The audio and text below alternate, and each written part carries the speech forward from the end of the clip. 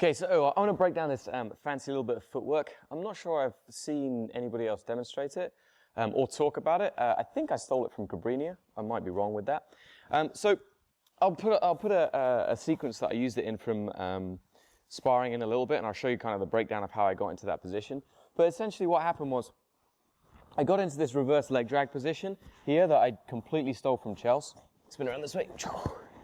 Like it's a really old school position where you're here, blocking the leg, controlling, and I had this crossface. Now from here, I went windshield wiper with my feet and dropped my hips out this direction. He crossed his ankles, right? Yeah, he did, but I know you're not going to be able to because your legs are too short. So I ended up in this position. Now the most common thing that people are going to try and do is like push up towards me and knock me off balance, right? Now, if you look at Chelsea's hip, when she does that movement, her hip has to come up and it has to come towards me.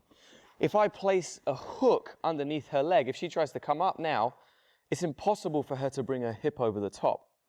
So I'm in this reverse leg drag position. I'm shutting her down. Yeah, she can't do that, but she can try. I go here, bring those feet together, I switch, and then I hook under her leg.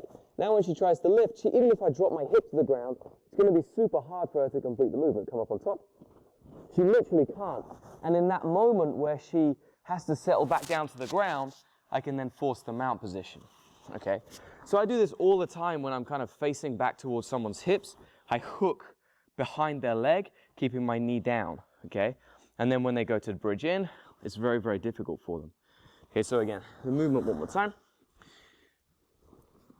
I'm here, I've shut down this position, I've got the crossface. Chelsea's trying to cross her ankles but can't. I go windshield wiper and then hook underneath. She goes to bridge, she can't bridge, and then eventually she's going to bring her hips down to the ground. My knee comes through, I drive, and then come up high. Come this way around for me, please. Okay, so we're here. I'm blocking, controlling, cupping this position, windshield wiper, and hook. She tries to bridge up. Eventually she comes back.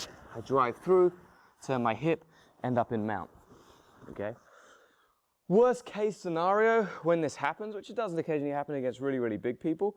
I'm here like this. Sorry. As she comes up on top, I end up in butterfly guard, and then I can bring her back over this direction and start repassing from there. Okay, that very, very rarely happens because like she just can't get her hip over the top. So it's a nice little bit of fancy footwork that allows me to get there. One mistake that you'll see me do in the video, which I'm going to put down because my toes are injured, is that in the video when I do it, I go here and then I just let my kind of foot flop. I don't want that. I need that. So it's this foot here is just kind of relaxed. I should have the toes in the mat so I can drive into Chelsea. Okay, so when I'm here, I windshield wiper, my toes should be in the mat. Okay, I should be spiking, not the top of my feet. This is gonna make her more mobile, and then I can bring myself back up. Okay, so that's a fancy little bit of footwork. It works really, really well from tons of different positions.